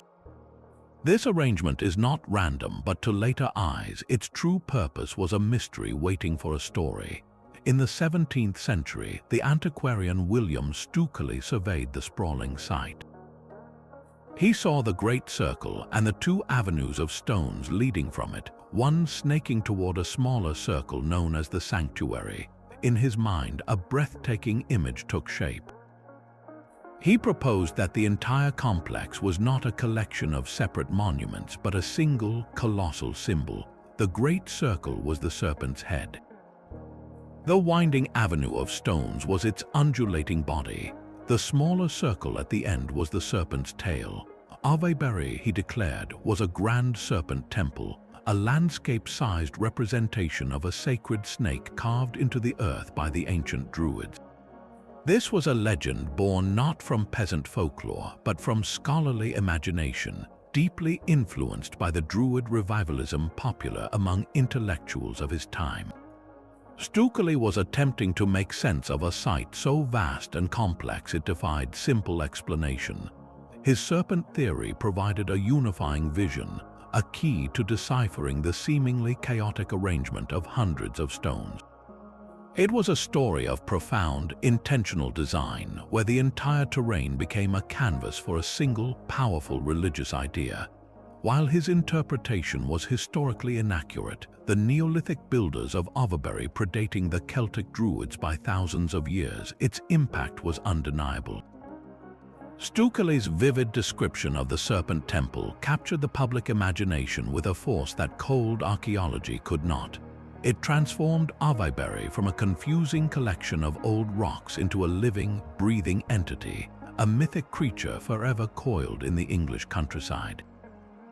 This romantic, mystical vision he helped create fundamentally shaped how generations would view not just Avebury, but all megalithic sites. It encouraged people to see these places not as ruined engineering projects, but as encoded sacred landscapes, as puzzles of symbol and spirit. His serpent, though a fiction, gave permission to feel awe. It suggested that our ancestors thought in grand, symbolic gestures, that they sought to mirror the patterns of nature and myth in their most permanent monuments. So when you walk the avenue at Avebury today, between those towering, weathered sarcens, you are walking a line drawn by two different visions. You tread the path of Neolithic processions whose original meaning is silent. And you also walk the body of Stukely's great serpent, a creature of scholarly romance that forever changed how we see the past, reminding us that sometimes the most enduring legends are the ones we choose to believe in order to hear the stones speak. A storm can be a terrible force of destruction, but sometimes it is the greatest archaeologist of all. In the winter of 1850, a hurricane of exceptional violence struck the Orkney Islands. The wind screamed across the Bay of Scale, tearing at the grass-covered dunes that had stood for centuries. When the tempest finally passed, the local laird, William Watt, walked the scarred shoreline and saw something impossible. The storm had ripped away the skin of the earth, revealing not bedrock, but the unmistakable outlines of stone walls, curved corners, low doorways, and the clear layout of tiny, connected rooms emerged from the sand, as if the village had simply been waiting, fully furnished, for the wind to remember it. This was Skara Brae, a Neolithic settlement not built of towering megaliths, but carved into the ancient midden, the rubbish heap of earlier generations, then roofed with stone and whalebone. It was not a tomb or a temple, but a home, preserved in such stunning detail it felt less like a ruin and more like a snapshot. Here were stone beds, still framed by their original side slabs, with recesses that once held mattresses of heather and animal skins. Central hearth sat cold for over 5,000 years. Stone dressers stood against walls, perhaps displaying prized possessions. Even stone-lined boxes in the floors, likely used to store fresh limpets and bait for fishing, remained intact. The village was a complete, functioning community, suddenly unveiled. The legend here is not one of giants or curses, but the legend of the event itself. The story of the Great Storm of 1850 and the revealed village is a modern, undeniable piece of folklore that has attached itself to the megalithic world. It speaks directly to the core theme of these 30 legends, the tension between concealment and revelation. For millennia, Skara Brae was not lost.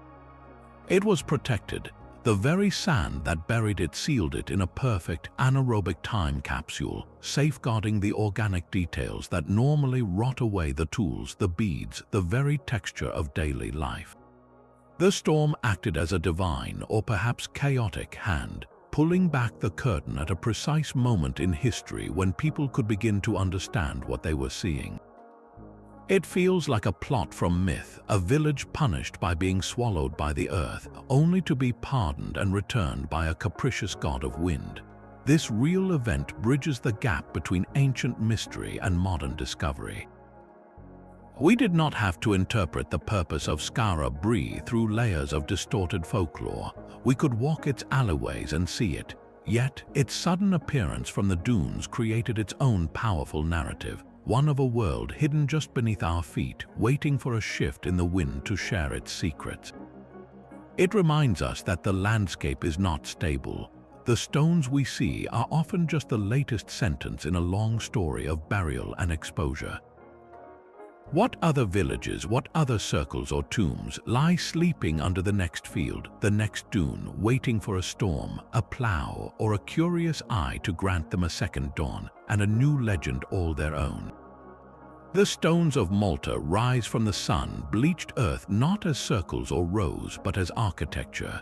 Here, on these small islands in the heart of the Mediterranean, stand the Gwydd-above-Gantaja temples, their name a direct echo of the giant legends we have traced across Europe.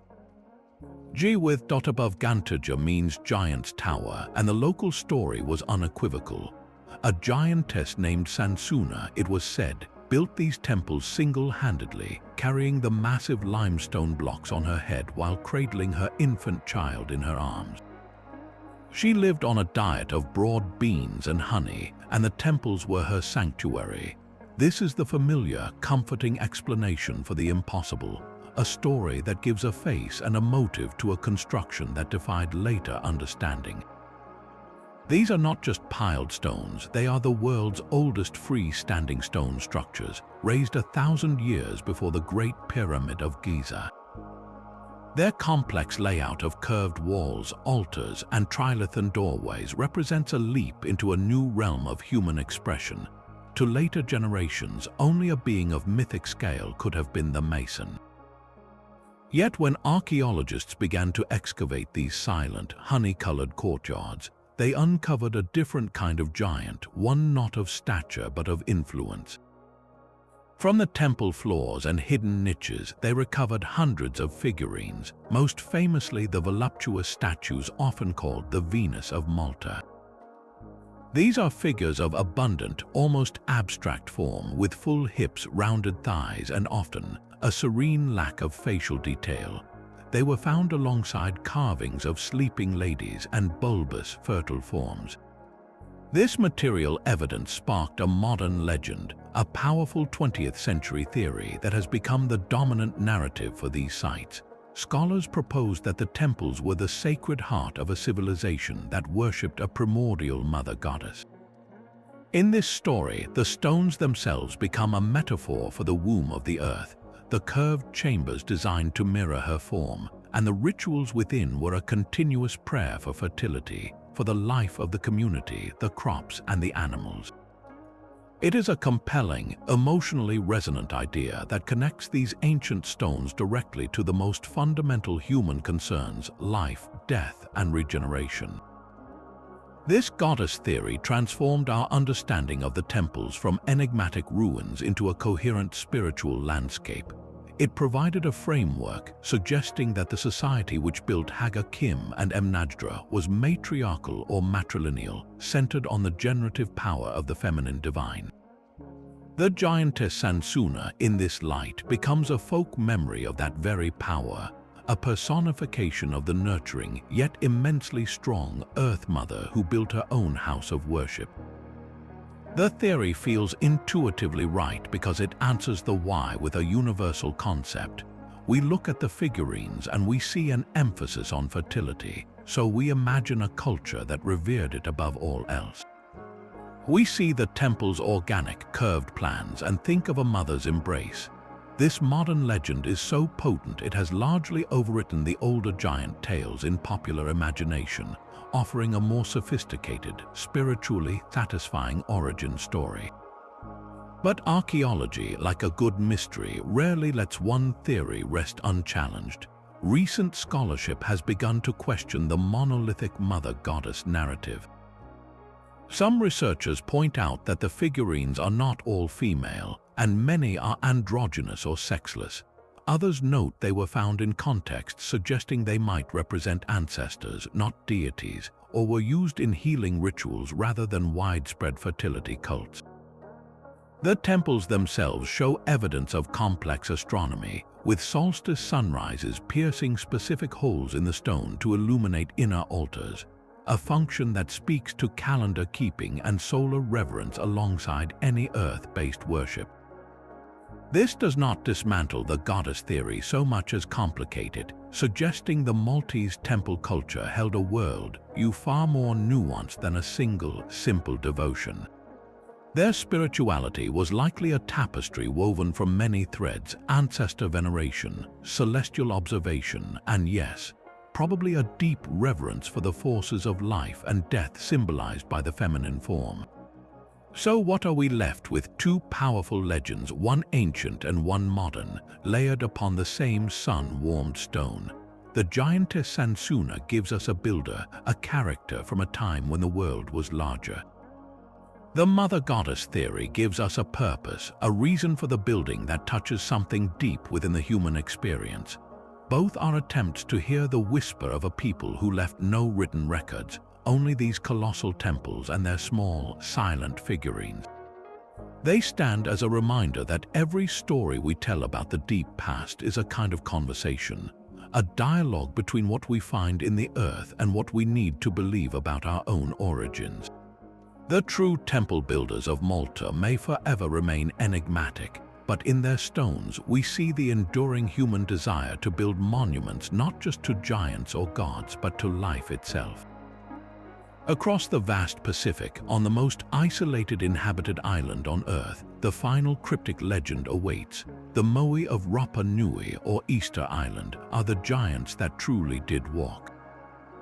Nearly 1,000 of these monumental statues, some weighing over 80 tons, stand with their backs to the sea, their impassive gazes fixed upon the island's interior.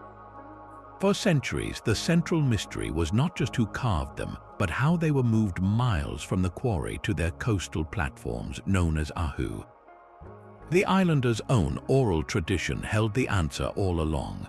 They said the Moai did not need ropes or rollers. They walked, guided by the spiritual power of mana, channeled through their high-ranking chiefs or priests. The massive stone figures would sway from side to side, ambling across the landscape under their own supernatural power to their appointed places. To early European explorers and archaeologists, this was pure myth, a charming fable to explain a feat the islanders' descendants could no longer comprehend. The consensus settled on a more practical, if still staggering, theory. The statues must have been laid flat and dragged on log sledges or rolled on cylinders, a method that would have consumed vast quantities of the island's precious timber. The walking legend was relegated to folklore, a beautiful story but not a manual. Then, in the 21st century, a team of archaeologists decided to take the legend literally. They asked what if walking was not a metaphor for magic but a precise description of a forgotten technique. Inspired by the islanders' own words, they crafted a bold experiment. Using a concrete replica of a full-sized Moai, they attached ropes to its head and base. With 3 teams working in a careful, coordinated rhythm, they found they could indeed make the statue walk. One team pulled a rope forward to tilt the statue, rocking it onto one corner of its base. As it tilted, the second team on the side pulled it forward, shifting its center of gravity. The third team steadied it from behind. Rock, tilt, step, rock, tilt, step. The giant moved in a slow, upright, strolling gait, covering ground with surprising efficiency. The legend was not a fantasy, it was a technical manual passed down in story form. The mana was not magic in our sense, but the skilled, synchronized labor and ritual knowledge required to perform the dangerous, sacred work. The oral tradition had preserved the core truth of the method for generations after the practice itself had ceased. This final legend brings our journey full circle. From Merlin moving stones with a spell to giants building causeways, we have seen how stories emerge to explain the inexplicable. But the Moai present a different, more profound relationship. Here, the legend did not invent a supernatural cause to replace a forgotten human one. Instead, it encoded the human technique in the language of the sacred, preserving the how within the why for centuries. When the last statue walker died, the method faded from practice, but the story of their walking power endured. A cryptic heirloom waiting for the right ears to hear it not as myth but as memory. So we end with giants who walked, guided by the mana of their people. They stand as the ultimate testament to the 30 legends, reminding us that these ancient stones are not just puzzles to be solved, but stories to be heard. And sometimes the most incredible part of the story is that it was true all along. These silent stones demand a story, and for thousands of years we have been eager to provide one. The legends we have traced are not random fantasies, they are a fundamental human response to the monumental and the mysterious. When our ancestors looked at a stone circle or a dolmen, they faced the same questions we do today. Who built this? How did they do it? And most importantly, why is it here? In a world without archaeology, without carbon dating or engineering manuals, the mind fills the void with the most compelling answers available. Giants, gods, and wizards become the original contractors. A wizard's spell or a saint's curse explains the logistics in a single, satisfying stroke. These stories are more than just creative excuses, they are tools for understanding. They transform an intimidating alien artifact into something with a biography, with a reason, making the landscape knowable and safe. But these tales served deeper, more practical purposes than mere explanation. They acted as a powerful form of oral history and social glue. A legend like that of the Merry Maidens or the Seven Sisters does not just describe petrified dancers, it encodes a strict moral code. It teaches a lesson, warning the community against breaking sacred rules, turning the stones into a permanent, unavoidable sermon in the countryside. Similarly, a story like the Lear Fail, the Stone of Destiny, is not just about a roaring rock. It is a political tool, a narrative that legitimizes power and defines the rightful order. It answers the volatile question of who should rule with a clear, supernatural test. These stories mark territory, both physical and spiritual. By claiming a stone circle was built by a local saint who defeated a dragon there, a community stakes a claim on that land and its history, weaving their identity directly into the bedrock. Perhaps the most profound function of these legends is their power of animation. They breathe life into the inanimate. A field of granite pillars is just geology. But a field of petrified Roman soldiers or a circle of dancing maidens is a drama. The stones become characters with motivations, sins, and punishments. They are no longer things, they are participants. This personification creates an enduring, emotional connection between people and place. You do not simply pass by the rollright stones, you walk among a cursed king and his whispering knights. You do not just visit a dolmen, you stand before a giant's table or a fairy's front door. This connection ensures respect and preservation. A stone that might be seen as mere building material is suddenly protected by a potent curse, like Long Meg who will bleed if struck. A site that could be forgotten is kept alive in memory through the vivid, retold story of its origin. In the end, these 30 cryptic legends are not separate from the stones, they are their continuing life. The Neolithic builders created the physical form, but every generation since has contributed to its meaning, layering story upon story like moss upon granite. The legends are the voice we give to the silent past, a conversation across millennia where we ask our questions and imagine the answers. They remind us that a monument is never finished when the last stone is set. It is finished only when the last story about it is forgotten. And as long as we look at a leaning capstone and wonder about the giant who slept beneath it, or hear the wind through a circle and think of dancing, that conversation and that monument are very much alive. Yet the truth these stones guard is not written in myth, but in geometry, astronomy, and the patient labor of generations. Archaeology peels back the layers of legend to reveal a reality that is, in its own way, just as wondrous.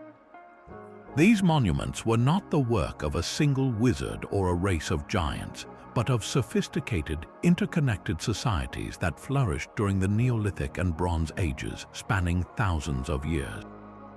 From the farmers of Orkney to the temple builders of Malta, these were ordinary people, our ancestors, who achieved the extraordinary with nothing but stone, bone, wood, and an immense shared vision. Their purposes were as complex as their constructions. Many of these sites were precise celestial calendars. Stonehenge marks the solstices. Newgrange captures the winter sunrise. The recumbent stone circles of Scotland frame the dancing moon. These were not just observations, they were a dialogue with the cosmos, a way to anchor human time to the eternal rhythms of the sun, moon, and stars, predicting seasons for planting and holding ceremonies to ensure the sun's return. They were also temples for the ancestors, sacred spaces where the community could connect with those who came before. The chambered tombs like West Kennet, Long Barrow, or the Dolmens of Wales were houses for the dead, places where the physical remains were curated, transforming individuals into a collective ancestry that watched over the living land. This was a world where the boundary between the living and the dead was porous, and the stones served as the door. On a human scale, they were vital communal gathering places. The great henges like Avebury or the Ring of Brodgar were likely used for seasonal festivals, trade, marriage alliances, and rites of passage. They were the social and spiritual hearts of scattered farming communities, places where identity was forged and reinforced. And they were territorial markers, permanent claims etched into the landscape by a community saying, "We are here, this land is ours, and our ancestors are part of it." The effort required quarrying multi-ton stones, transporting them across miles, erecting them with precision, was itself a powerful statement of unity, organization, and belief. It proved what the community could accomplish together. The captivating legends of petrified giants and dancing maidens are beautiful fictions, stories we crafted to explain the inexplicable when the original meanings had faded into time. But the archaeological reality asks us to replace awe for magic with awe for ingenuity. It asks us to marvel not at a wizard's spell, but at the generations of knowledge passed from elder to child, at the ingenious use of levers, ramps, and ropes, at the profound understanding of geometry and astronomy developed through patient, naked-eye observation over centuries. The mystery does not vanish when we remove the giant, it deepens. How did they maintain such precise knowledge over generations without writing? What shared belief was so powerful it could motivate a community to dedicate lifetimes to moving a mountain of stone? These questions have no simple answers, and in that silence, a new kind of wonder grows. We are left not with a solved puzzle, but with a profound respect for the human capacity to collaborate, to create meaning, and to reach for the stars using only the earth beneath our feet. The stones were never silent, they have always been speaking. We just had to learn how to listen. From the walking giants of Rapa Nui to the silent legion of Carnac, we have traced a constellation of 30 legends across the map of human wonder. Each story, unique in its details, echoes the same profound themes. Giants built what hands could not. Wizards and saints froze chaos into stone. Stones were aligned to capture the sun's rebirth or the moon's slow dance. And often, a moral lesson was carved into the landscape itself, a warning against pride, greed, or breaking sacred vows. These tales are far more than ancient fiction. They are a different kind of truth, a testament to the timeless human need to find meaning in the monumental past. When faced with stones that defied explanation, our ancestors did not see ruins. They saw drama, character, and purpose. They wove stories that transformed cold geology into a living narrative, ensuring that even if the how was forgotten, the wonder never faded. This journey is an invitation to see the world through their eyes, to stand in a stone circle at dawn, or run your hand over the weathered surface of a menhir, is to touch that lineage of awe directly. The legends are the bridge, but the stones themselves are the destination. If you have a local megalith, a standing stone in a nearby field, or a tale passed down in your own region, we would be honored to hear it. Share your cryptic legends in the comments below, and let us continue this conversation across continents and generations. For more journeys into the heart of historical mystery, be sure to subscribe. The past is not silent, it is waiting.